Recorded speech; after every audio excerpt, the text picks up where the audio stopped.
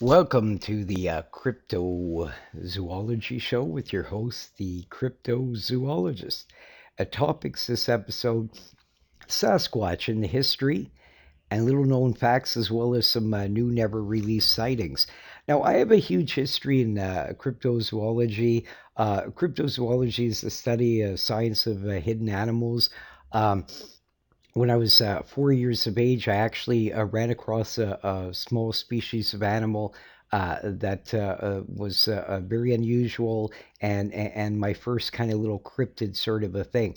Since that time, I've not only run across some pretty bizarre different things. I've studied all over North America and the world of different cryptid-like creatures. I've been doing this for about 5 decades or so, and I've collected everything from lake monster reports, Sasquatch, you name it. But when I first got into the Sasquatch phenomenon, I was just a little fellow, I was about, 5 years of age, and I'd already been collecting stories of lake monster reports. My grandmother had told me some in Charleston Lake and things like that. And I kept collecting them, and I'd read about a little bit about the Sasquatch already, and I thought found him interesting too.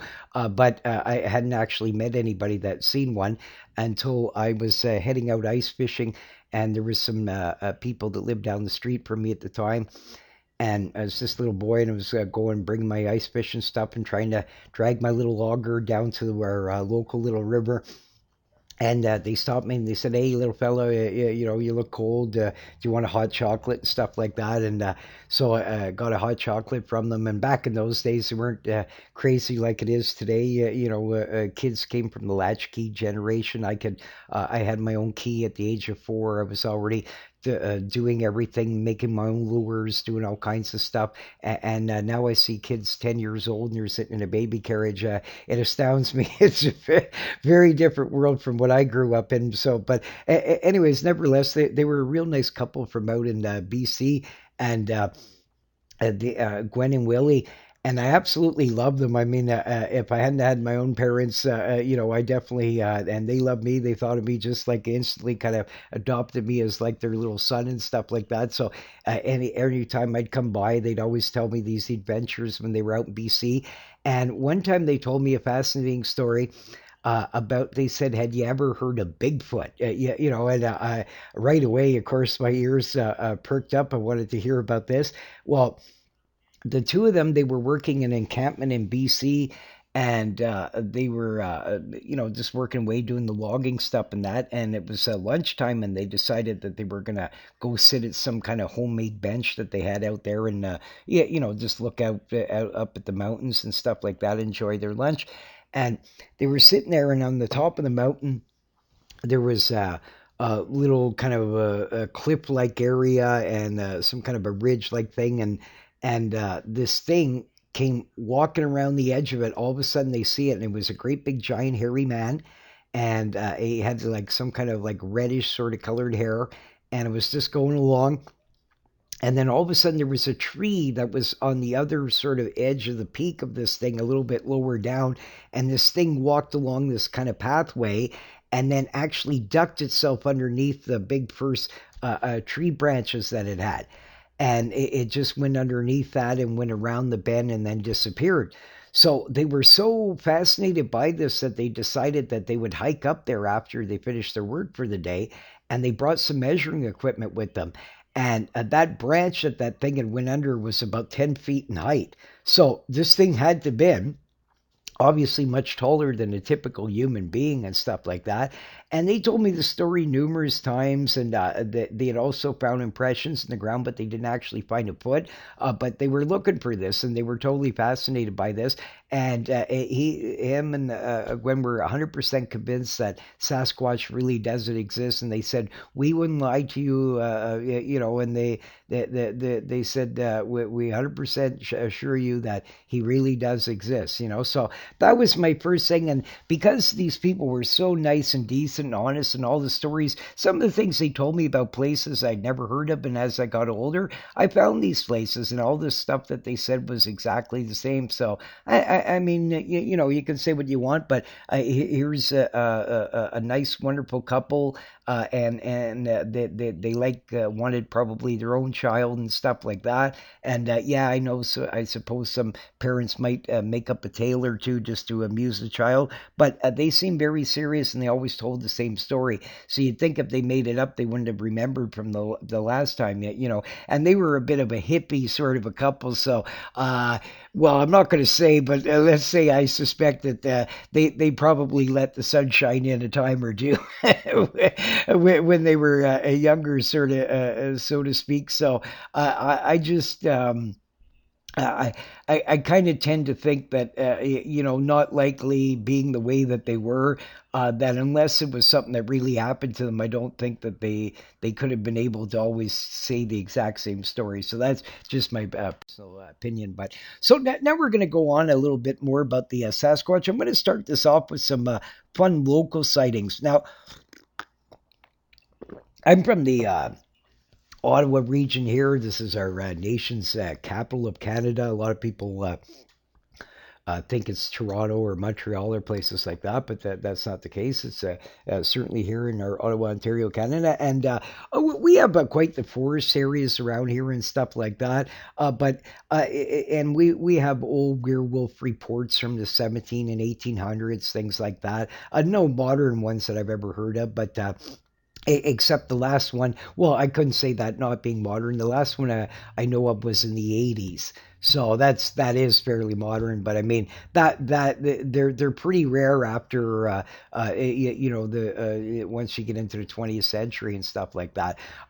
Also the odd Sasquatch report and things like that. But I'm going to mention some that had never been published and stuff like that. Back in the early 80s, I met a fellow that was out fishing on the Ottawa River and the Upper Ottawa River past the Deschutes Rapids and places like that. I forget which bay he actually was in, but it was up a bit more out of the outskirts of Ottawa. And he was out ice fishing there past Britannia, someplace I believe it was. But nevertheless, he was out ice fishing, and it was nighttime. And they had gathered up their stuff, and they jumped into the truck and decided to, it's time to go. And as they were driving away, they realized that they had forgotten a couple of the minnow buckets there. When they turned around and looked, and they thought maybe they fell off the back or something like that. So instead of going all the way around and stuff like that and driving back out on the ice, they just said to him, why don't you, could you go grab them like that, just bolt out? So they're waiting for him.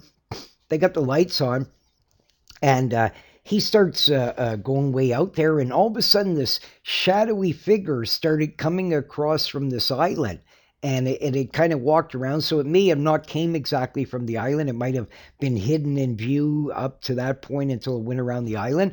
But anyways, it wasn't far from where they were ice fishing, and this thing started coming towards where these bait buckets were. So he said, oh my God, like that, and was walking like a human being, and he thought it was about 10, 11 feet in height. It was way bigger than him, and he's a fairly taller, thinner fellow, probably early 6 foot something on him. So, when I was talking to him, so, I mean, obviously it had to be quite a larger, taller individual. So they had the lights going, and even the guys in the truck, when he came running back, he said, "Al, quick!" He said, "There's some big, hairy man out on the ice, right?" And they were trying to shine their back lights there, looking, and they seen some kind of shadow going across the ice there. And they all jumped in and took off. So whatever this thing was, I don't know if he actually really wanted to eat what was in the minnow buckets, or if it was, some crazy bear came out of hibernation and happened to be standing on its hind legs and walking like that. It doesn't seem likely. So a very interesting story. Another one. There was a lady, I didn't actually interview her herself, but somebody, when I used to run a cryptozoological site, had sent me some little thing about some lady here in Ottawa that was around Dunrobin. Apparently, she was driving and seen some kind of drunken looking monkey Bigfoot like thing that came out of the woods and was kind of stumbling and doing stuff like that. So, I mean, it might have been some, crazy guy dressed up in a Bigfoot costume, maybe come back from some Halloween party or something like that. I have no idea, but I mean, just another interesting event, and it was seen in the fall, so that's why I was wondering that kind of thing. Um, the next one though, I love these kinds of tales. Since that time, I thought that was the most unique tale in the world until I found that there's others out there. But the first tale, this one absolutely fascinated me. I met this fellow named Jerome, and he was a friend of a fellow that I'd go fishing with sometimes, and he said, "You're going to love this." He said, "Jerome's got a great story for you." And Jerome was along camping on the Gatineau River with some other younger fellows about his age and stuff like that. And as young guys did back in those days, they didn't have the internet and all that kind of stuff. Really, the only thing he could do is fish, make a bonfire, and maybe get some beers. Yeah, and this was a typical teenager sort of thing to do back in the day. So, these young fellows, they're all out there and they got their beer and stuff like that, and they start passing out, and there's still empty, still full beers in their cases and stuff like that. So he's grogging out, and all of a sudden he hears like this, and he opens up his eyes, and this great big shadowy hairy figure is leaning over and grabs this guy's beer out of his case and starts shaking at it. And all of a sudden it popped loose and the foam's all flying all over the place like this. And this thing starts drinking it. So he said, "Oh my God, what is that?" And he thought it was some kind of big alien of some sort, right? So he's looking at it in front of the fire there, and the lights up at it. And he said it was all furry, big, tall, giant man. So this thing reached out and grabbed another one at it and started shaking it, doing the same kind of stuff. So apparently it got somewhat inebriated, right? And so then it starts trying to sit down on this log near him, and he's petrified and he doesn't want to move, and the others are passed out. So then all of a sudden it gets up and it starts wobbling, and it actually stepped on the edge of the fire and hurt its foot. So then it starts jumping up and down, going aruha, aruha, or some crazy thing like that. And so then this poor Bigfoot comes hopping off on its one foot and disappeared into the forest. So meanwhile, when it started screaming, it woke up these others, and they seen the big shadowy figure hopping on the one leg going into the bush, and they all freaked out and kind of abandoned their encampment. So I thought this was the most insane story in the planet and stuff like that. But since then, I've collected some other ones. There was a fellow in a newspaper. There was some kind of news article where there was some Bigfoot reported going around knocking on people's door looking for beer. So you can't beat that. And then, of course, my favorite one, though, actually more crazy, is one in China. They have over there an Asian, Bigfoot sort of thing, and they're called a year end. And it's exactly the same like our Sasquatch, pretty well. The same kind of terrain and stuff. And actually, the Bering Strait, if an animal eventually went from there, they could go across the Bering Strait into North America, which is one of the big theories of how they would have gotten to North America. So it probably is the same animal, but nevertheless, this train's going along, and it had to stop in this big wilderness area, and there's all the mountains beside it and stuff like that. And this guy's got his train window open there, and he's sitting relaxing, and all of a sudden he's about to grab his beer, and then this Sasquatch thing shoves its arm through the window, great big furry hairy arm, grabs onto the beer, and then starts running for the hills. So you can't beat that. But then it was probably a couple of years later after I got this story. I was out muskie fishing with this lady, and we were doing some trolling in this back channel. And there was this one piece of structure out there that was very unusual. I won't mention what it was. I keep my musky spots quite protected, but nevertheless, it's an unusual kind of a piece of structure on it. And occasionally, not only giant muskie, but a giant pike or individual big fish, bass, stuff like that, will suspend around this particular piece of cover. And I'm going along and she starts yelling, "Oh man, I really have to go to the bathroom. I got to go to the bathroom," like this. And I said, "Well, I said, yeah, we could pull over around here somewhere." I said, "It's all forest here. There's no people around. Just go over into the bush and stuff like that." So I take the trolling motor and drift up in there and tie it up against some kind of tree thing that was sitting there. And uh, we start walking along, and all of a sudden, in the ground, just about 5 feet from us, that was these two huge footprints. Now, this one of them was on a really hard surface, so you could only see a bit of the heel part where it was softer. But the other one went in like several plus inches into the ground. And I tried to jump up and down, and I couldn't even barely get into the soil at all. So, I mean, that astonished me. But it looked exactly like the Sasquatch prints I'd seen so many times. When people sending me in pictures of ones that they claim were Sasquatch track. I'm not an expert like Mr. Muldrum here and stuff like that, but I mean, I actually could see kind of like lines and stuff actually in the feet at the bottom of it itself. Like I wish I had the some kind of plaster or something to make a cast of. But anyways, I took some photographs and actually I shared them with. I shared them with a few researchers actually, but one of them there, Michael Bradley, he actually saw them and he was totally fascinated by them. And sadly, I've lost them since, but I believe I gave him a copy, so he may actually still have them. But nevertheless, it was very fascinating, and this was very close to where he claimed that he had saw this drunken Bigfoot. Now, this lady had no idea any of my musky spots and stuff like that. Uh, there's no way that you know what I mean. Anybody like I couldn't have known that she's going to say I have to go to the can right at that site. Like so, no matter which way you look at it, you can see here like we were just minding our own business, and this is just a fluke sort of a thing. But I mean, nevertheless, that footprint was there, and I don't know what left it. But what was really strange is she was all petrified of this, and she said, "Well, I don't want to go to the bathroom alone like that." She said, "Don't look," you know. So I kind of had to walk back with her a bit, but I was so entranced by this footprints here that I kept wanting to stare at that, and I wasn't really paying attention much. And I thought I heard some kind of weird whistle like sound, but I kind of tuned it out. And she said, "Did you hear that?" And I said, "Hear what?" And she said there was some kind of weird whistle sound.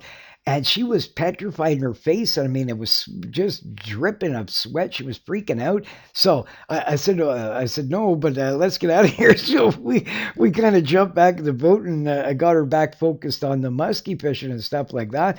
But I mean, it was absolutely creepy. So very interesting.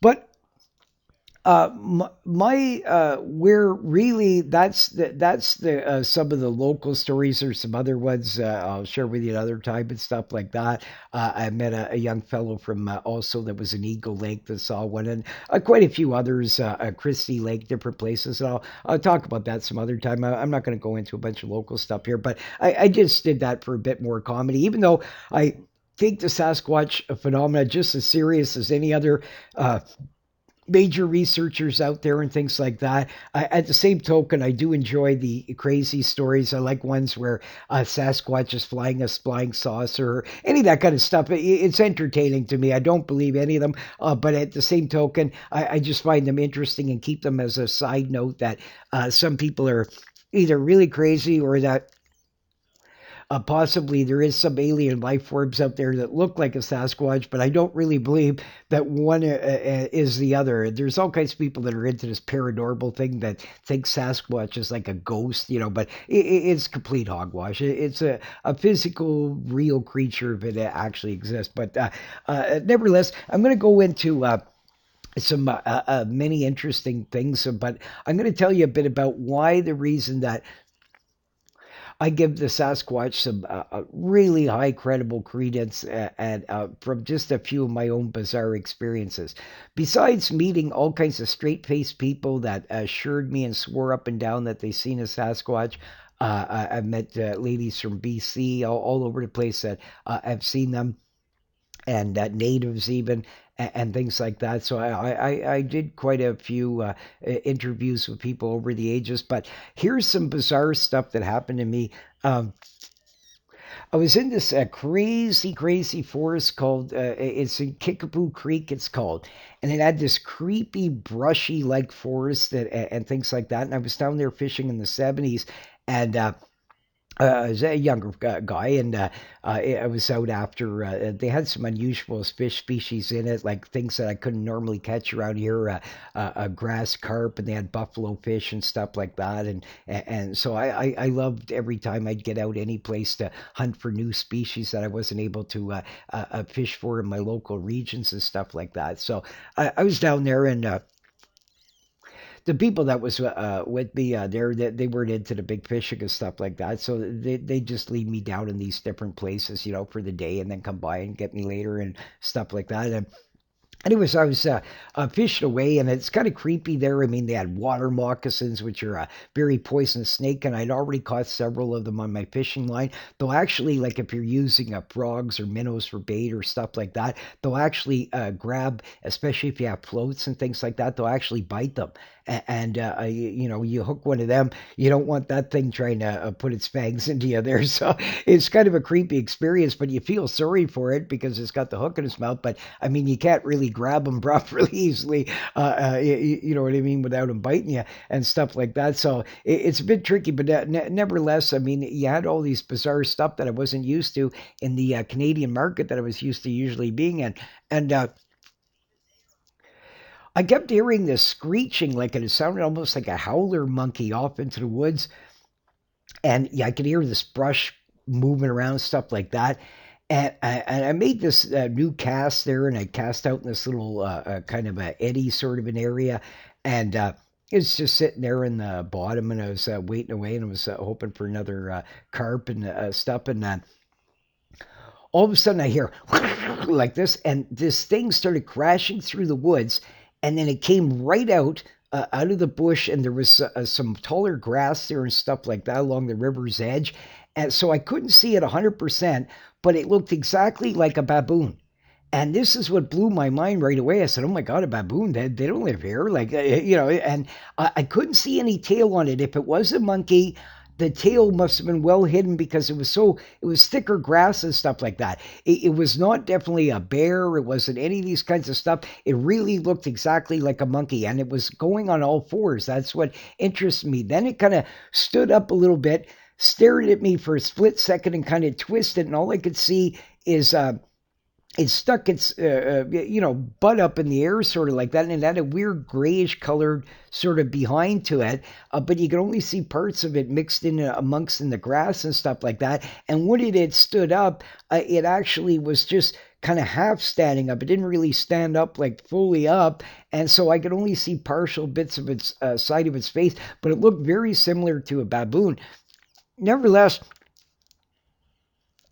it decides to then, after looking at me for a second like that, it kind of turned around, kind of stood there for a second. Like I said, all I could see is really its backside there, and it was kind of sticking up. And baboons do a similar thing like that, and that's why it kept ringing baboon like to me. And it made some weird screech like sound and kind of went back into the woods. So I couldn't wait to tell these people. Plus, I was petrified, thinking this thing might come out, and I had heard baboons will attack you and stuff like that. So I was kind of very leery, and I wasn't enjoying my fishing as much as what I was previously. But nevertheless, they finally come along, and I start telling them this, and I figured they wouldn't believe me at all. And they didn't seem surprised in the slightest. And they said apparently in local newspapers and people that they talked to that people have seen wild monkeys out here in this spot before, and a few other places along in Illinois. Apparently, somebody they think had let them go ages ago, and there's some wild ones living in there. So very interesting. Now, I can't say for sure exactly what it was. I mean, as far as I know, it might have been a juvenile Sasquatch. I have no idea. But whatever it was, it was not that big. I'd say no more than about 4 feet tall or so.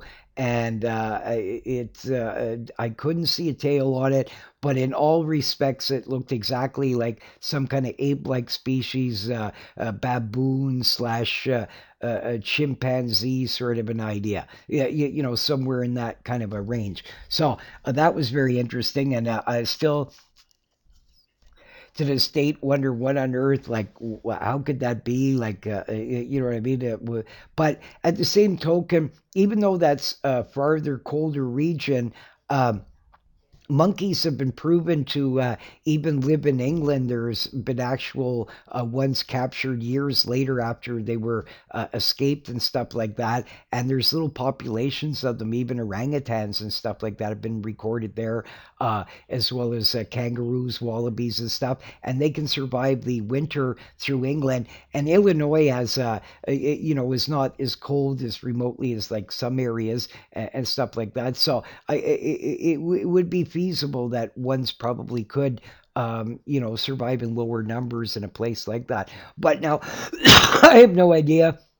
I mean, this Kickapoo Creek now could be a shopping mall, as far as I know. I have not been there in many ages, but after that, I started going through researching, also looking up stories like little apes and weird things like that, because I was fascinated by this. And I started finding out that all kinds of native cultures, even, also have stories of smaller ape-like species where they believe that they're a separate thing and that they live along the rivers and stuff like that. So it's very interesting. I mean, I don't really know, but nevertheless, there probably is either let loose species that are still surviving in some place, especially Florida and stuff like that, like with the Mayaca ape and things like that, which does not look to me like a Sasquatch. However, I kind of tend to think it's authentic. I don't think it's actually an orangutan, though, either. It could be, but it's a very strange looking one if it is one. So it's a hard one to say, but I kind of find that a photograph fairly, the ones that there is, kind of convincing, and it's very feasible that in that kind of climate, ones could possibly survive for sure, especially in the Florida market and places like that.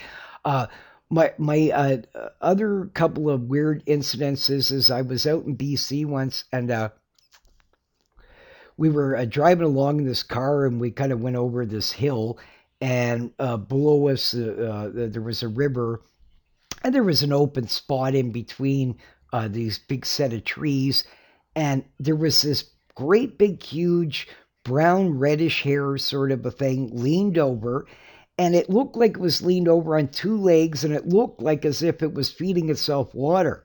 I never seen a bear in any documentary and stuff like that, and I've actually handled bears myself. This is a hilarious story. Probably very few people will believe this, but nevertheless, it's 100% fact. It was recorded right at our exhibition here. We had a sportsman show, and I was the first person to wrestle a premier Kodiak Alaskan brown bear, a big giant grizzly, aka grizzly type of bear. And I mean, this thing was absolutely gigantic. But anyways, and if people think you can wrestle a bear, I assure you, you can.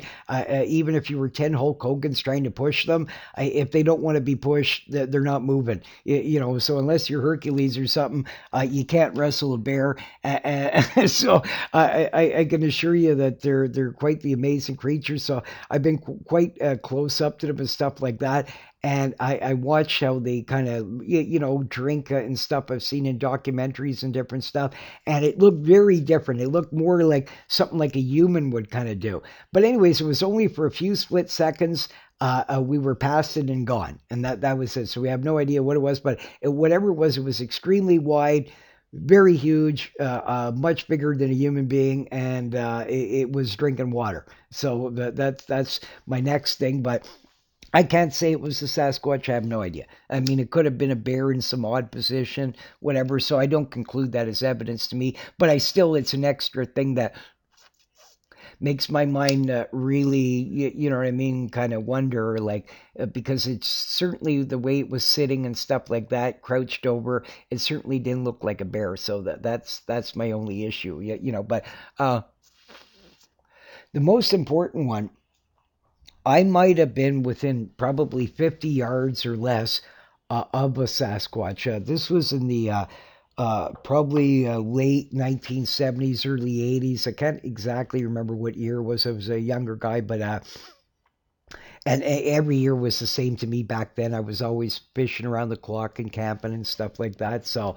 I mean, one adventure was the next every day of the week sort of idea. So sometimes I never was great at paying attention to exact the month or dates and stuff. But nevertheless, it was around that era, and we were out, and these people invited me out to this cottage up in Quillon, Quebec, and so we wanted to do some fishing up there and stuff like that. So typical young guys, we got the fishing going and the boats, and and you got your nice cold ones there sitting by the campfire and that kind of stuff. Yeah, yeah, we just did what the typical young guys would do back in those days. And I was out fishing, and I just actually ended up battling this gigantic sturgeon for quite a few hours on my line, and I'll talk about that another time. But quite the amazing weekend I had. But just after that, I was getting more into the evening, and we kept hearing the scratching all the time of these uh, something digging around in the basement. So we were scared they were rats and stuff like that.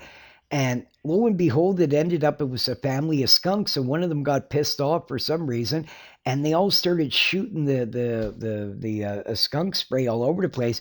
And that cottage had holes in it all over the place. It wasn't in the best of shape, so the reek was just unbelievable. So we had to vacate out of there, and we ended up on the beach. So we decided we're just going to stay here, and we tried to get away from it, the wind wise, so the wind wouldn't be blowing the skunk smell towards us and stuff like that. So we had a nice spot set up, decided to do some night fishing, and yeah, yeah, the young fellows there having a few beers, we're just sitting enjoying ourselves, and all of a sudden. One of the fellows there, he had to get up and go to the can. So he goes off and he meanders off into the forest there. And all of a sudden we hear like this crazy, weird, like growling, like almost language, like scream. And then the guy says, suck the blue like this. And you hear bang, and then he jumps up and he comes running out full blast, and he said, a big hairy man just punched me like this. And the second that he started screaming that, you started hearing this crunching and then running and screeching through the woods. And you could hear all these branches being busted and smashed, and it sounded like it was going through all these bushes, breaking things.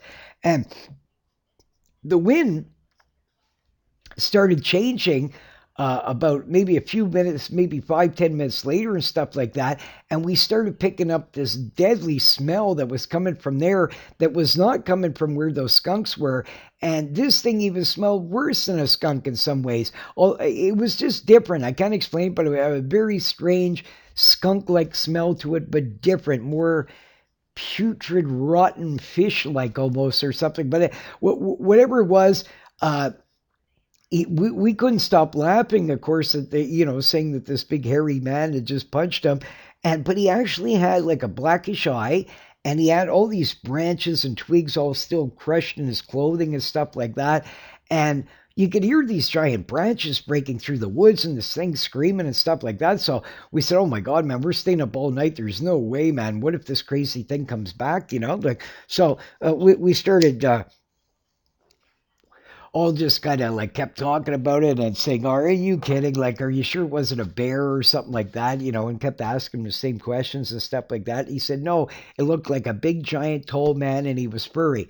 And he kind of just went like this with his arm and kind of like pushed at him. It wasn't even really a punch, and that makes sense to me. I mean, I think if a Sasquatch wanted to punch somebody, their head would be knocked right off. But I suppose if it just wanted to scare you or just take like a touch at you, just out of curiosity or whatever, well then maybe being so strong that just even the slightest of a touch might be harmful to you. Yeah, might have caused him to get his black eye. So I don't know, but we couldn't stop laughing. In one way, I kept thinking it had to be a bear, maybe, or something like that. But this crazy smell, and the way that it sounded like it was running and crashing through trees and stuff like that. And I noticed even from the forest looking up that they were great big tall trees, and stuff like that. So I was very curious, but there was no way I was going in the dark in that place in there. So uh, in the morning, finally, I convinced the posse there that we got to go check this thing out. So we get in there and I start walking along,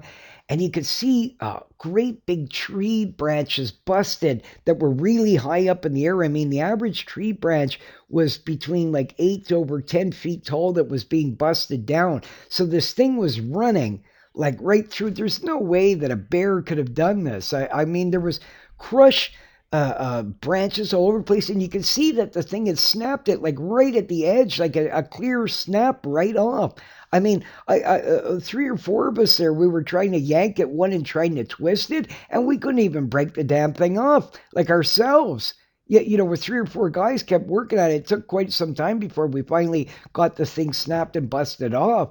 But I mean, this thing was going mowing through them, so uh, whatever this thing was, we kept going along, and then all of a sudden, the smell, you could still smell in this one spot, this putrid smell. Not only that smell of that skunk like smell we kind of smelled, but like almost like manure like smell. So it was terrible. So I kept looking around on the ground. I was thinking maybe this thing had to go for a big dump or something like that. And then if there's such a thing, I said I'd convince one of my crazy friends to go back and we'll get a bag or something and collect it. Because even back then, I figured you'd have to send this to some scientist guy, and then maybe he could examine it and figure out what on earth could have left such a thing. But I couldn't find it. I mean, there were so many broken branches and bushes all over the place that even though you could smell it all over, you couldn't tell exactly where it was coming from. So I thought maybe it was like, maybe the thing had stopped and decided to either go for a dump or urinate or whatever the hell was making such a terrible smell, and it might have fell in amongst all the broken branches and the different stuff like that. Anyways, it was the most craziest, fascinating thing I've ever ran across. I still to this day wonder if I was within, you know what I mean, maybe 40, 50 yards or something of a real living gigantic humanoid of some sort. I mean, I don't know anything else on Earth that could have been. There was also indentations in the ground in a lot of places, but you couldn't actually make out a footprint anywhere because the ground was quite solid and there was a lot of bush and rocks and a whole mixture of a lot of different stuff here. So that, I mean, there might have been footprints here that we couldn't see. It was quite dark even in the daytime in there. So, but nevertheless, that's my main things that kind of sway me by that point to say, hey, there's much more to this story than meets the eye. You know what I mean? So I'm gonna really also just as much exuberance as I do in my lake monsters and things like that. I'm also gonna research a lot more about Sasquatch and stuff like that. So I continued on and kept researching more and more and more and more and stuff like that. And these odd events have happened to me. So I just I have no other choice, like in a lot of ways, to I mean, what else really could have done such a thing? I mean, this is Quillon, Quebec here. I mean, it couldn't have even been a grizzly bear. They don't live there. It's only black bear, and they're much smaller. So even if a black bear was standing on its hind legs and somehow walking insanely through the bush, I can't see how it could have done that quick on two legs and also be able to break giant branches right off, right at the base of them, like with a nothing. And being that tall, how could it be that tall to reach up such heights? So I just don't believe it. So I can't see any other known animal in our North American market that could do such a thing, unless some, giant polar bear or grizzly bear was, really lost. And Farquhar in Quebec's quite a bit of piece from the Antarctic here, or from Wyoming or places like that. Yeah, you know what I mean. So depending on grizzly or giant Kodiak Alaskan brown bear, whatever, it's quite the piece from Quillon, Quebec. So. Very fascinating. So these are my few things. So I seem to have very good luck with this kind of stuff because I've never actually done really what you call Sasquatch chasing in Florida.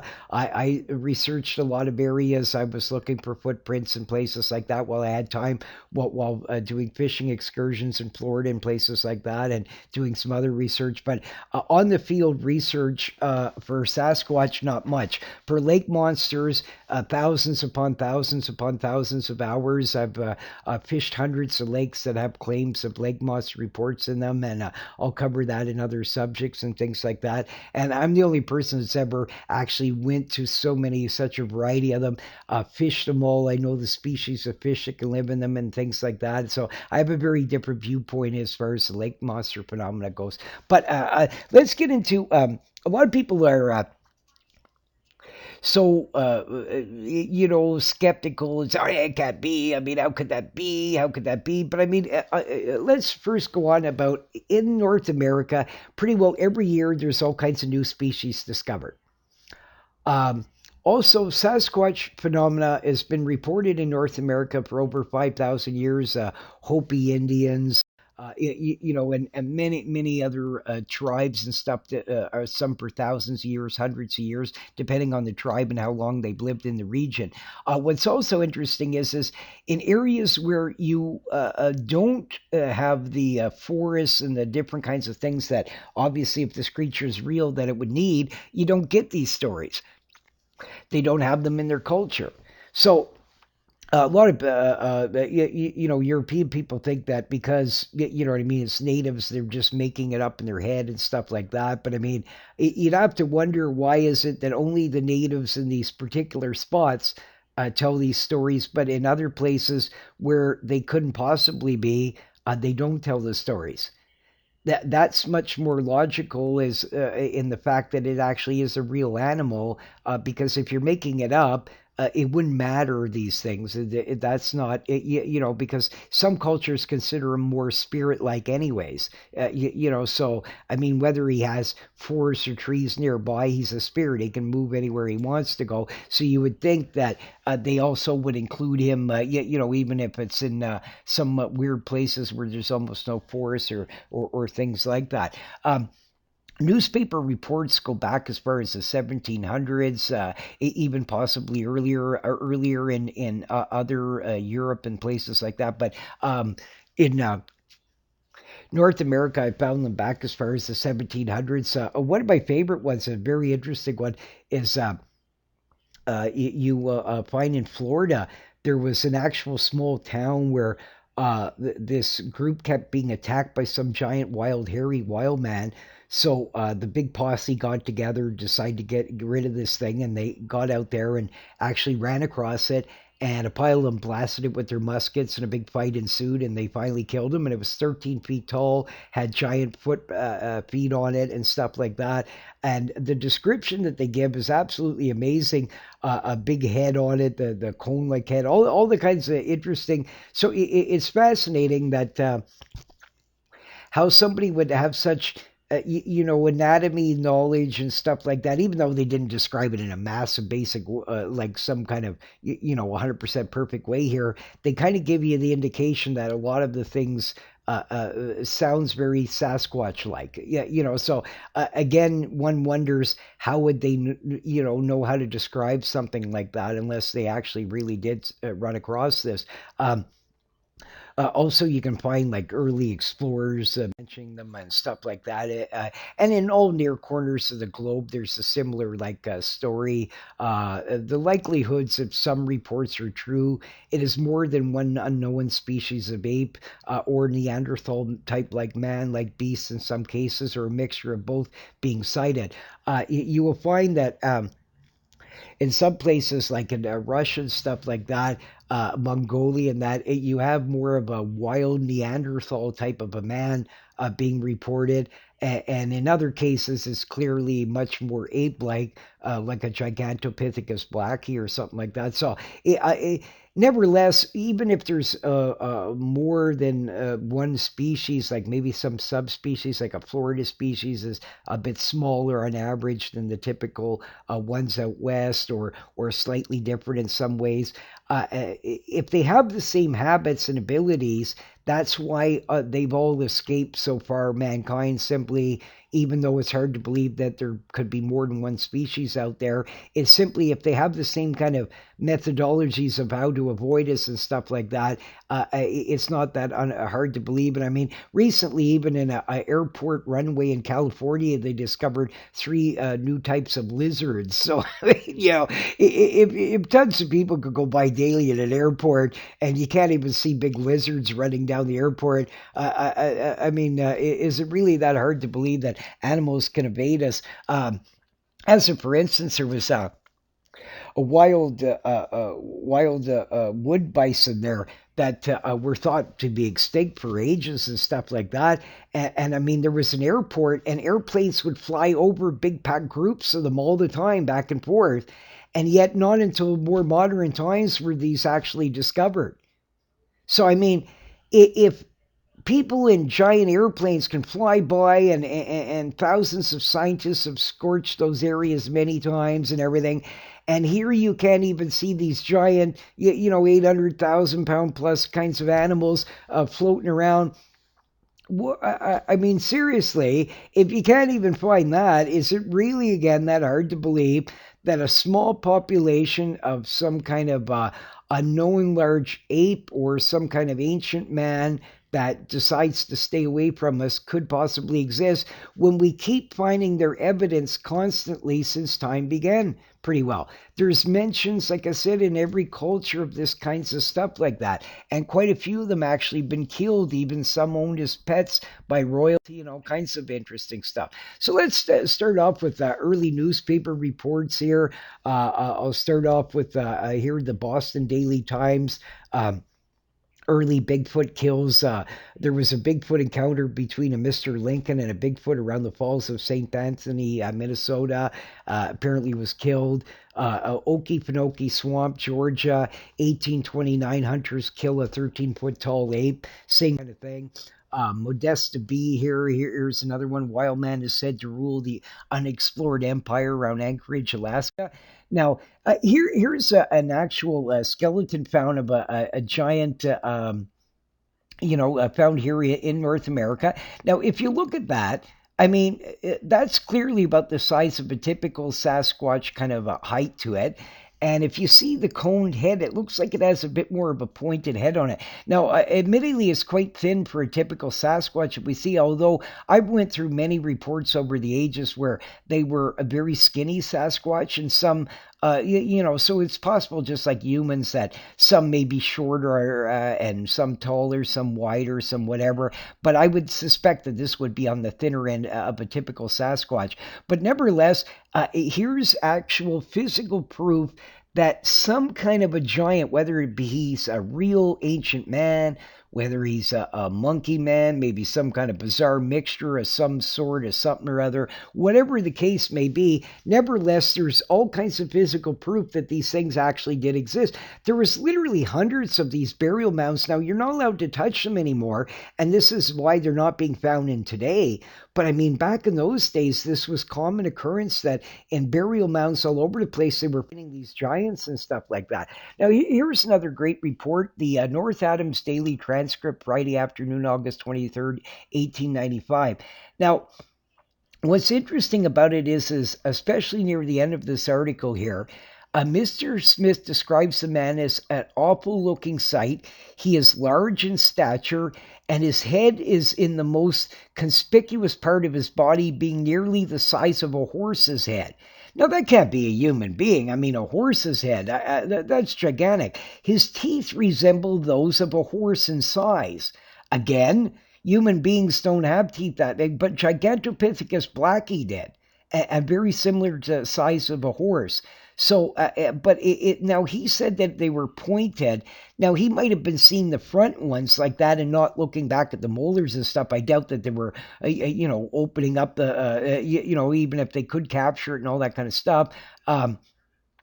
Even if they had been able to get a good study of it, it's not likely somebody's going to shove their hands in its mouth if it was still alive or anything like that. So I mean, whatever. It just if the person sees a smile of it, a look of some sort, they see the big fang teeth, they may presume all of the teeth are like that. So nevertheless, and even apes do get that. They get some of them get like a bit more of a pointed teeth in some parts and stuff like that. So that's 100% feasible. That you know what I mean. That whatever this was, obviously couldn't have been a human being. It sounds like a man. He's a big furry ape man. I mean, again, very likely. I mean, if Sasquatch exists, is exactly what that was. Here's another one: Wisconsin Mountain Open. Skeleton found of a man over 9 feet high with an enormous skull. Again, the presumption is it's a man, but I mean, they didn't have DNA and stuff like that back then. And because they kept finding these things, this was really bothering a lot of scientists and learned people due to the fact of that it kind of goes against this, evolution sort of stuff. And so they didn't like this, and a lot of these skeletons seem to have mysteriously just vanished and stuff like that. Some of them still do exist, though. There's some in the Smithsonian Institution and a few others, but they've never actually had proper scientific study done on them, and not likely they ever will because they don't want to find something that they know they're going to find. And if they find that this, like as a for instance, if one of these was studied and it had the same DNA as some of these supposed Sasquatch sort of DNA pieces of flesh that have been found and stuff like that, if they matched, what more can one say? A giant was found. You got the skeleton, you got the skull, its DNA matches exactly with other some unknown primate to man that has been found where they got these samples in North America. You put that together. I mean, seriously, I don't see how anybody logically can argue with such a thing that either whether it's a man, an ape, a monkey, whatever it is, it doesn't really matter. The point is that it exists and that people actually really did see these things. As a for instance, the skull was as large as a half a bushel measure. Now, you tell me you find anybody with a half a bushel measure skull. Come on, seriously. Like so, and this is a New York Times, not some rag magazine and stuff like that. There's all kinds of more evidence here. Modern evidence. There's been all kinds of DNA samples taken where they belong to no known animal on Earth. One's from Nepal, as well as from North America, and also from China. So, how is that? Seriously, like I mean, you cannot say something made it, right? And I don't see how logically, like a scientist, okay, you have to think about odds here. You have groups of indigenous people for thousands of years that claim that they see these things. You have hair samples that belong to no known animal on Earth, yet are human to ape chimpanzee like in structure. Therefore, some sort of an ape to human sort of a thing. You have DNA samples, same thing, belonging to no known animal on Earth, and doesn't match up with any of the monkeys or known apes or humans, and yet it's human and ape-like in structure again, same thing. You have also elk bones that have been found that have been studied by sometimes where they'll send them out to over 30 dental experts and all come back saying they are authentic. And they clearly show human-like teeth that are twice, 2 times plus the size of a typical large human's. And proven not to be created by any tools, no scorching, burning, or any other kind of methodology to create a kind of tooth like this. They're actual real teeth marks that would have caused this. There's all kinds of evidence.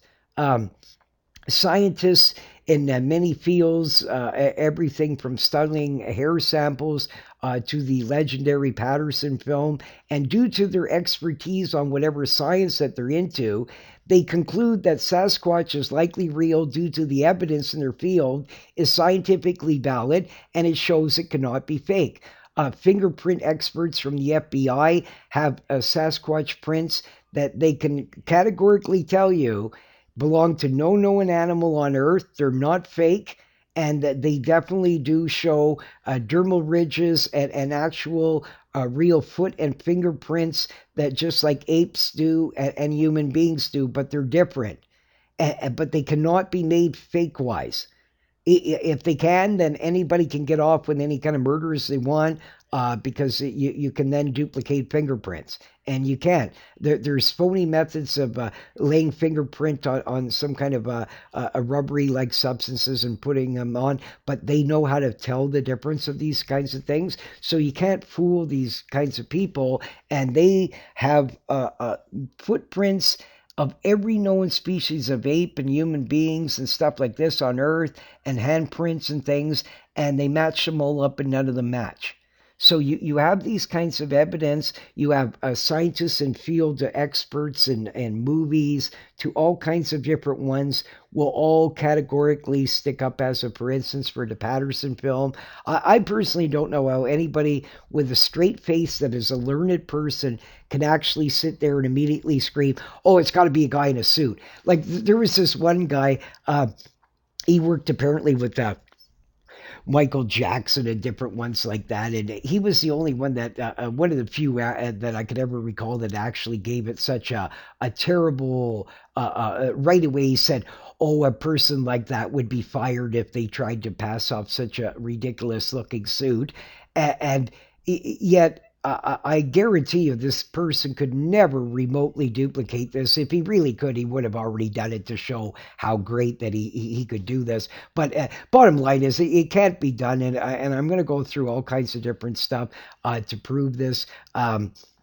It fascinates me. In my conclusion, like somebody like that, as a for instance, their mind is probably just thinking it can't be real no matter what. So therefore, it had to have been some guy that did a really good job on this, but he did better than me, and that really pisses me off. So I'm going to really just make this a joke. I'm going to say, oh, that's nothing. I could have done that. But because you have to keep your superiority. You're a big famous guy that does this kind of stuff in the business, yet he never did provide any suit that he could do himself or any reasoning of really why he thought that. So, I mean, to me, these kinds of stuff, it's just simply some people looking at it, they still refuse to believe that it could be a real, like a real Sasquatch. So they immediately has to be a guy in a suit. And it doesn't matter what I'm seeing or not. I just know it is a guy in a suit. And that's all these people that are skeptical of it. That's their thing.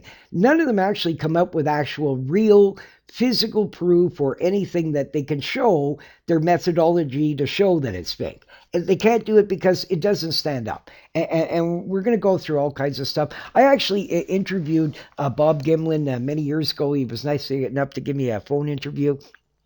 He's never changed his story whatsoever. I'm going to go through a lot of stuff here. I'm going to also, before I get into that, I just want to mention a little bit more of history and stuff like that. I forgot to mention this previous, but like Leif Erikson, as a for instance, the famous Viking there, he saw in 980 AD, describes these giant hairy humanoids that stink that they would have battles with and stuff like that. David Thompson, he was an early explorer. He mentions in his journals in 1811 of a giant four-toed footprints that were 14 inches long, 8 inches wide, and would go through the snow and about 4 inches deep. And he kept concluding over it, and the natives said, no, there's no way it could be a bear. And even though he kept thinking in his mind it must be a bear, he thought, well, yeah, then again, there's no toes, there's no all kinds of, big claw marks and all this stuff. So his mind kept wondering what it was, and it bothered him, about it. And It's not that uncommon, actually, for even humans in some tribes to have four toes, especially maybe living in a train like that. Occasionally, the odd one might get in an accident and its toes froze off, or whatever the case may be, and it might be stuck walking around with four toes, or maybe some kind of genetic disposition to occasionally the odd one to have four toes instead of five and stuff like that. And there's been many tracks like this found, and I mean, it could be the same individual for many decades responsible. Where if it has a large territory and it walks from one place to the next, you might find a couple in Idaho, and then maybe 10 years later another one in Washington or Oregon or something, and simply the creature eventually just ended up meandering that way. So these kinds of stuff are possible. So even though the four toes seem a bit strange, it certainly doesn't sound like it could have been a bear. And he was looking at that, the double toed sort of double imprint and stuff like that. And he just, it seemed too clear and everything that likely it was some kind of unusual thing. Um, now, Roger Patterson back in 1967 in Bluff Creek, it was in October. Him and Bob Gimlin decided to go one more time. They were going to go check out some areas they had already went before and take one more last kind of hunt around to see if they could, see one of these things. And they go down, and all of a sudden the horse rears. Now, what's fascinating about that is I kind of doubt if it was a person in a suit, I mean, and it was all set up. Obviously, the horse would have already seen the person previous. Like, you'd have to make a practice run at all these kinds of stuff and make sure everybody's hidden in the bush, getting a great film, and doing all this stuff that movie guys would have to do. And this thing smelled, and horses can sense stuff a lot further off than what a human could. They could hear better and smell better and stuff like that. So automatically, this horse rears up, freaks out. I find that as somewhat authentic to me in that sense. But nevertheless, then Roger starts fighting. He's trying to get the camera out of his knapsack. I mean, again, if it was set up, you would wonder, why wouldn't you have the camera already with you, ready to go, if you're, you know what I mean, fully waiting to see a Sasquatch, because you know you're going to see one because your buddy's hidden in the suit, and now you're going to fool Bob here, a native tracker sort of guy who's now a chief, very highly respected in his community. Guy's been around wildlife all his life. You're not going to fool somebody like that easily in the first place. And so it seems so illogical that you wouldn't already have all this stuff set up in a bit better, proper of a fashion, as well as a lot of people made claims that he had some giant backer and all this kind of stuff, but he barely got any money from the film, and he actually rented the camera. So, I mean, if you can get that clear of a footage with an old, cheap rented camera and stuff like that, and some guy was spending all this big bucks to make this suit and this big backer, why wouldn't the guy provide him with a camera himself? And why wouldn't you have gotten a bit closer? And why wouldn't he have had the camera already ready to go? I mean, if you can fool people that close, you can, the suit's so good, if it is a suit, that you can fool them even when it's right close up. You can clearly see. I mean, you can see all parts of her hair, everything. It doesn't matter even if she was 10 foot closer. You might see a little bit better detail, but nevertheless, you're still not going to see the zipper in the suit because it doesn't really exist. And I'm going to go through all kinds of stuff that, to me, beyond a shadow of a doubt, proves the Patterson film is legitimate. Another thing a lot of people don't know is that Roger Patterson actually passed the lie detector test. So, so did Bob Gimlin. So, think about that. The odds of both of them being able to pass a lie detector test is pretty slim. I mean, to say the least. And each one of them would stay with their story. And that there was some false stuff out there. A lot of people put stuff out on the internet, Patterson film's been proven fake. Totally, the biggest lie ever. There's nobody ever that could bring enough evidence into court to prove that the Patterson's film's a fake. Couldn't be done under any circumstances. Guaranteed of that. There is no suit, never has been. There's never been a suit provided.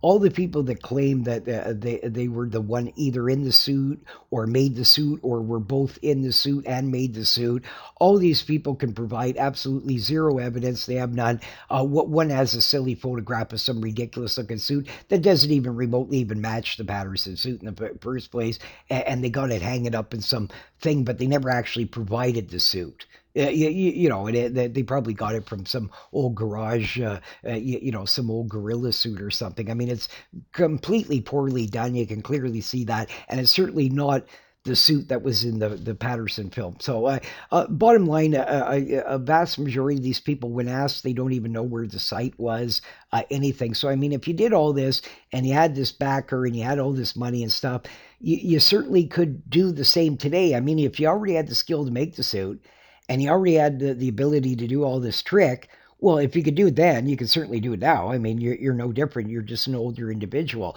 Or you could train somebody, even if you can't walk in the suit anymore, you could get somebody to do the same thing. You could show them how you do the walk and all that kind of stuff like that. None of these things have ever occurred. The BBC tried, they spent a well over $1 million budget trying to stuff. Their Bigfoot looks so unrealistic. I mean, a 4-year-old could tell instantly it's not a real human being. I mean, it's not a real animal. It's a human being in a suit. And so there's nothing like the Patterson film. There's so many extraordinary things to go on about that.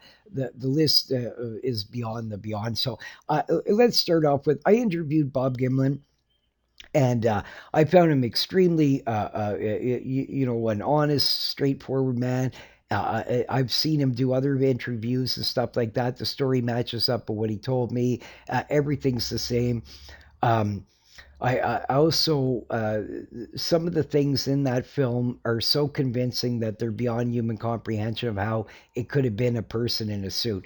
Um, the first thing is that when the horse rears and stuff like that, Roger goes, finally gets the camera out of the saddle bag, and he starts bolting along, and he has to go past this big log laying down and stuff like that. And all of a sudden, he kind of trips, stumbles, and when he's getting up, all of a sudden the camera swings, and you see where he had just been running, and it shows Roger's footprint. And it's barely in the ground. I mean, barely nothing. Now, Roger wasn't a great big giant man here, but he certainly didn't weigh like 20 pounds here either.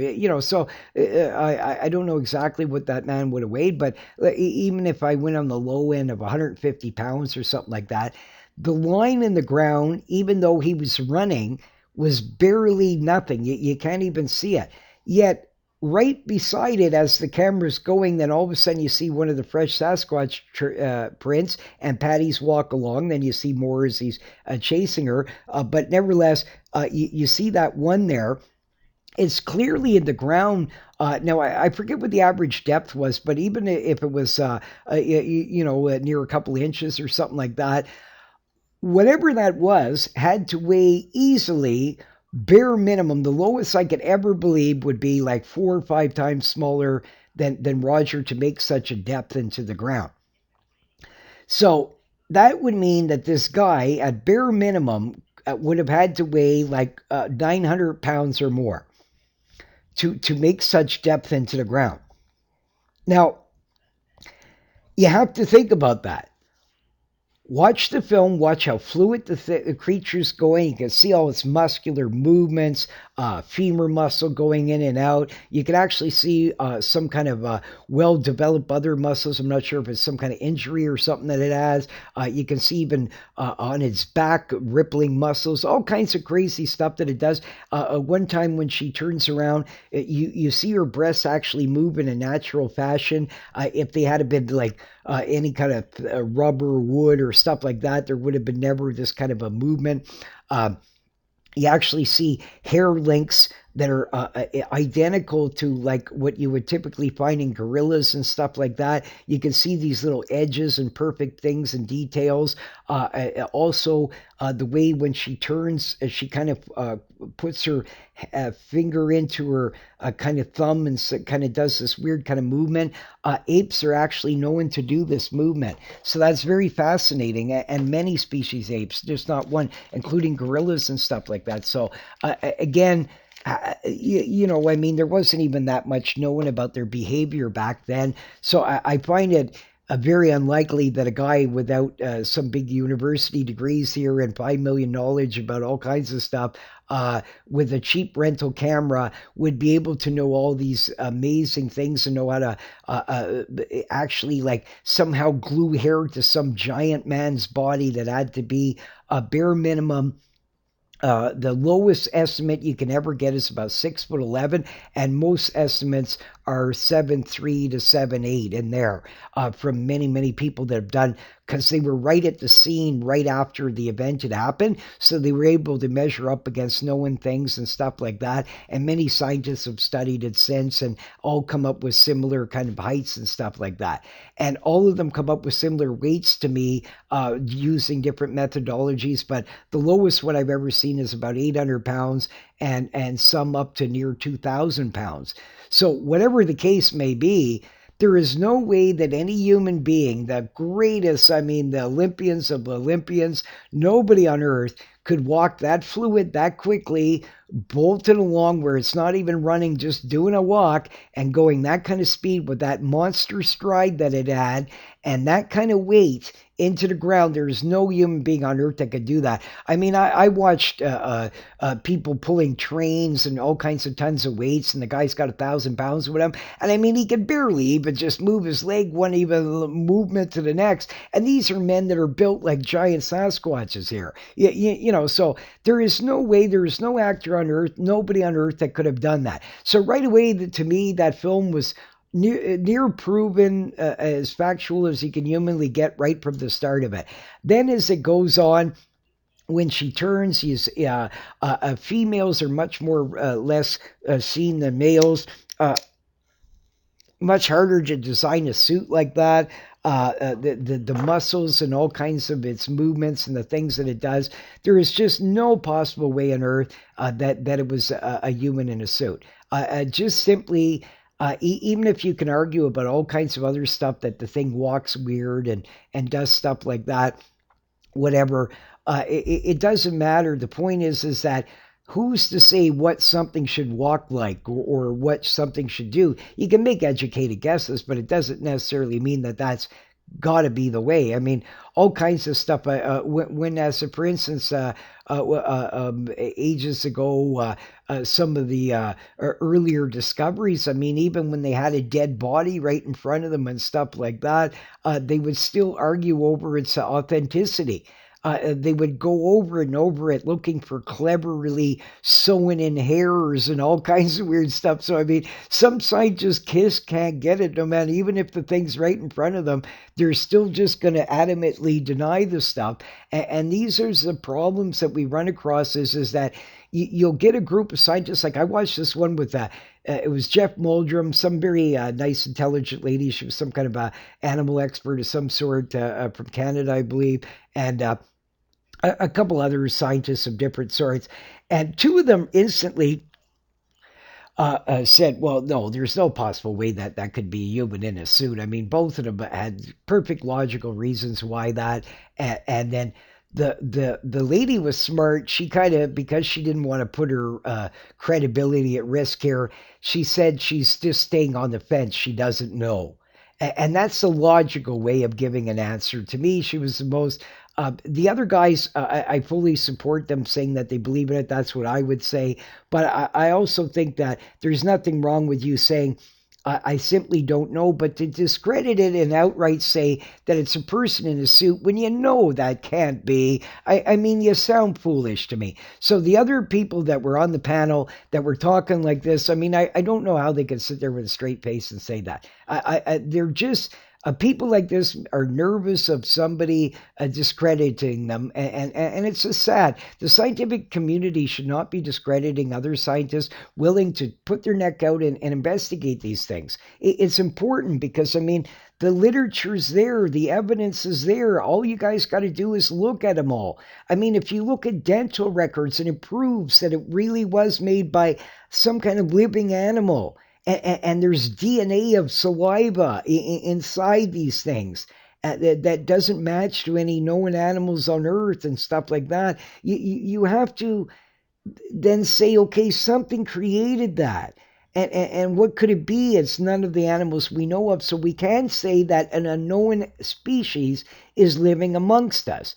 Now, logically, we can also say that there's been reports for hundreds of years here of some wild man like thing, and this matches the description of the teeth marks, it matches the descriptions of the hairs that we have, it matches the description of a kind of the DNA kind of samples that we have, that it probably would turn out to be something like that. If you add all these kind of circumstantial bits of evidence together and put them together, I don't see how you can actually just totally discredit it, stuff like that. I mean, experts that are some of the best costume designers in the entire world, scientists in locomotion, anthropologists, all kinds of different people have studied the Patterson film, looking through it at their own science mind.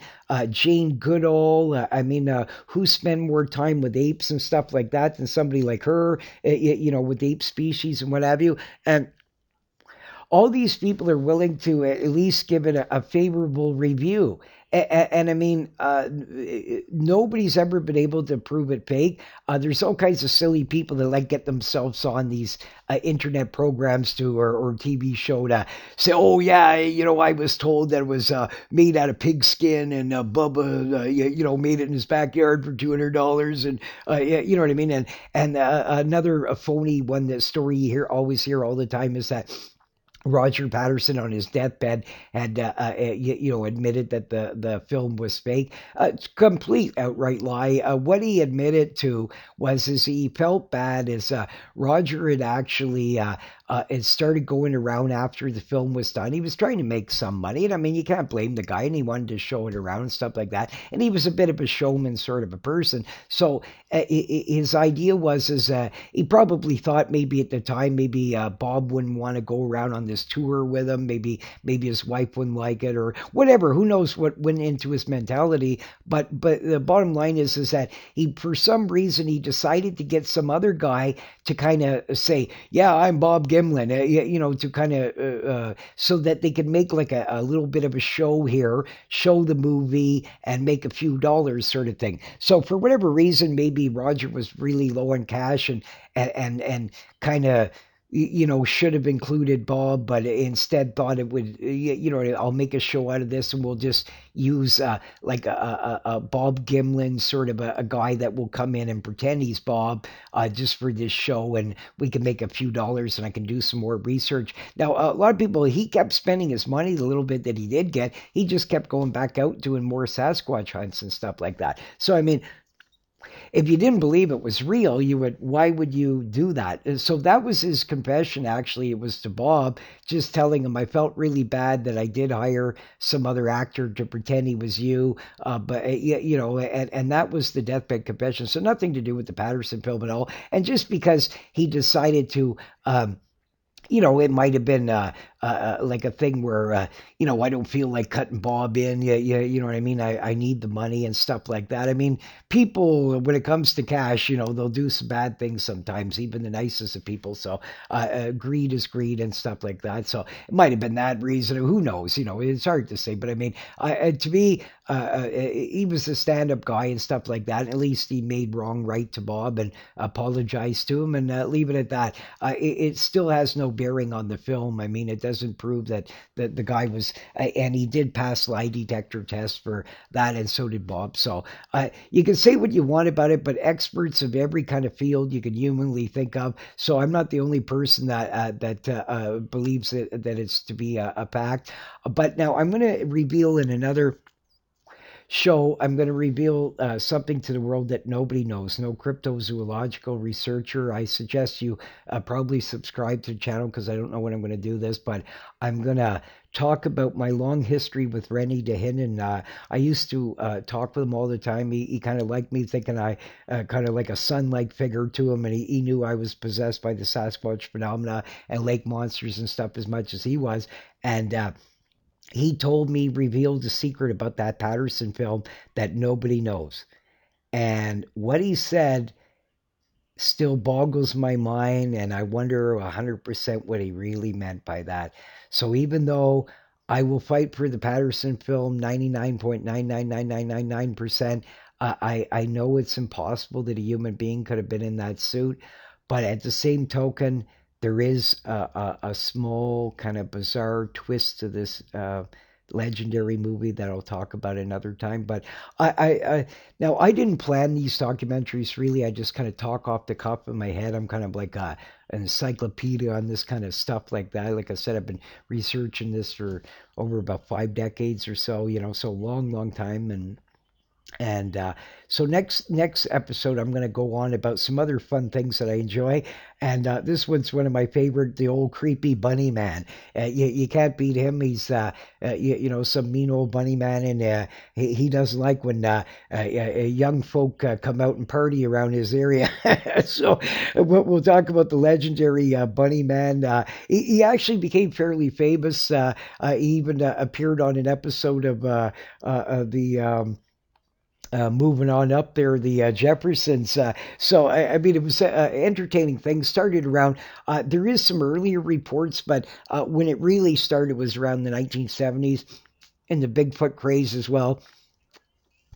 And this insane bunny man would go out and yeah, you know what I mean, might have a weapon on him and stuff like that, or a carrot or whatever he had with him. And if young people wanted to party around near his abode, he didn't like it. And he was a big, giant, tall, bunny man that would walk on two legs, basically, like that. So obviously, some kook in a suit of some sort, but either that or there's a strange bunny man cryptid as well. Of course, there's Goat Man and some other ones that we'll talk about, but nevertheless, we'll leave that for another show. But I just wanted to mention some of these things and say that a lot of people make a lot of claims out there and stuff like that. But the reality is, if you actually really study the Patterson film properly, I simply think that anybody, after studying it for some time, simply should really start to really think about, is it possible that a human being could weigh even if they weighed like 1,000 pounds, could they clearly, easily fly across the terrain like that? Could they do such a thing? Nobody could do that. And I mean, that's the bottom line. No matter what you guys believe, forget about the suit quality and all this kind of stuff, and whether you believe Bubba made the suit or any of that kind of stuff, or all these kinds of stuff. Bottom line is, if you really look at it, look at Roger Patterson's footprints, look at his, look at the Sasquatch, look at the movement of it, look at the things, study it, please. And then all you got to simply say is, I don't know. But to say that, it's a guy in a suit, I mean, seriously, it really does make some people look kind of silly, because I don't see how you could, with a straight face, say that. Like, I mean, there's no logical reason to say it. Yes, it seems impossible the Sasquatch exists, but again, is there really a logical reason to say that it's a person in a suit when nobody on earth can produce such suits like that? Not to this day, not even with the greatest special effects out there and stuff like that. There's nobody that can weigh that kind of weight, that can fly across the ground. There's nobody that could have invented somehow in the suit dermal ridges and fingerprint footprint slash like evidence that are actually in those footprints. They couldn't have invented that, especially back in those days, even if there is some secret thing out there that nobody knows about that's been invented in recent times. It certainly couldn't have been done then. So again, there wasn't even the proper plastics right at that point for some of these things and all this kinds of stuff. Just all you got to do is say, it's an amazing film. I there's no way I can't believe in Bigfoot. On the other hand, though, I can't see how a human being could have been in the suit. So I'm just gonna leave it at the fence because that's the logical way to do it. I mean, to say it's a fake when if you look at how something could be faked, you'll see it's impossible. It really is. It just can't be done. Nobody can do that. Anybody that can do that, a serious somebody should just offer, like if they were wealthy, and make a show where you come up with the greatest Bigfoot suit in the planet. I'd love to host it, and I know that Patterson film just as well as anybody on earth. So when they come up with the full project, if they can convince me where it's not computerly done, where they filmed it right out in the field, no special effects studio. They got to do it all from the field, exactly how the Patterson film was done. If they could get some guy to run that's 12, 1,400 pounds, 16, 1,800 pounds, 800 pounds, whatever the case, and he can clearly clear that kind of distance and that kind of speed using the same kind of a camera, we'll match it all up, do the stuff. If anybody can do that, then maybe the TV series or whatever would have some kind of insurance so they could give out the reward, and I would gladly give it out, because if somebody could prove that, I give up on Sasquatch. That would be the end. I would just that'd be the end of it. I simply, even the things I've saw, even though I ran across the same deadly smell, even though I've talked to all kinds of eyewitnesses, I would just say heck with it. I mean, if that could be faked, maybe it really was people in a suit all these ages, but why hundreds of years ago would make no sense. I still wouldn't believe, though, that there actually was, at least at one time, I would still believe that there probably was such thing as a wild man of some sort, and at least back in ancient more times. So no matter what, I still think there's always a grain of truth to stories, and when you can conclude over 6,000 year span of near every culture around the globe, I don't believe that it's inherited memories. I don't believe any of that kind of foolish gobbledygook. Just like I don't believe people see ducks and think it's a Loch Ness monster. I purposely gotten hundreds of friends over the years. I say, "Oh, what's that down over there?" And I see a line of ducks, and I just want to see what they say. Not a single one anywhere, even in bodies of water where lake monsters are supposed to exist. And we were even talking about lake monsters even 20 minutes before. They still, none of them think that that's a lake monster. Not a single one. Nobody, even with the worst eyesight in the planet, these skeptical answers are ridiculous to me. I've spent much more time looking at waves than probably about near anybody out there, well over 100 some thousand plus hours out in the water. So I've seen every kind of wave, from animals, sea otters, to all kinds of stuff. I know you watch stuff, what's wind, what's waves coming from old boats and stuff like that. I've seen them all, and these kinds of stuff. But I have had a few sightings over the ages in some different bodies of waters that were not waves. They were solid, unusual objects. But I'm going about that in another time. But nevertheless, bottom line is that the Sasquatch phenomena is one of a kind. The evidence is actually there. If you took all the anecdotal evidence all around you and you put it all together and put it into probably some kind of courtroom setting, it would be probably impossible for a court jury to state that it doesn't exist, because I mean, there's just too many scientists, too many people with different forms of evidence. You add it all up together, whether it be anecdotal or not. Altogether, it makes that too strong of a case, and how people are so skeptical of such things is surprising to me, considering every year there's new species discovered all the time, all over the place. United States, Canada, North America, anywhere in North America, not a year goes by without some kinds of new species, and some being fairly decent size.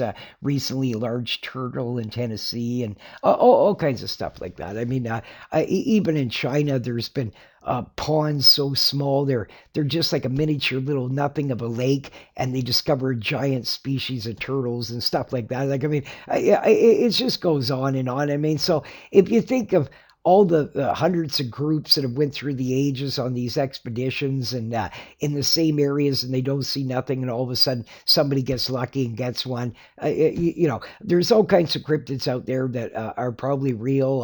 I'm also with my favorite one that I believe in is actually a giant frog.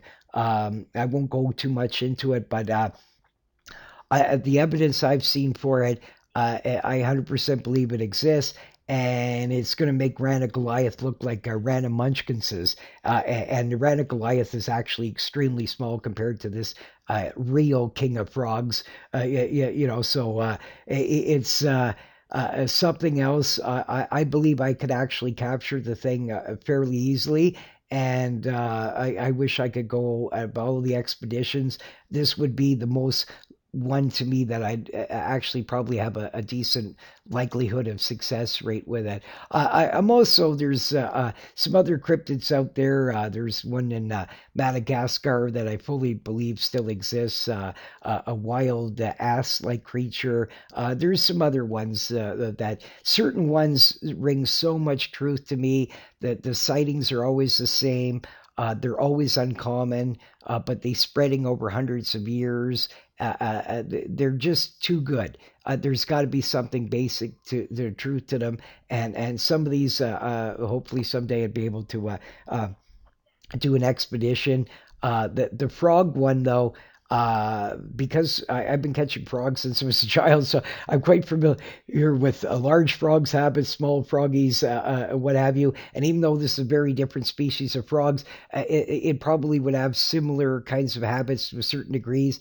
And I believe that this creature exists. So I'm going to leave it at that. But nevertheless, the Sasquatch phenomena will go on to some other stuff. I have hundreds of these newspaper reports I found from old times to modern and stuff like that.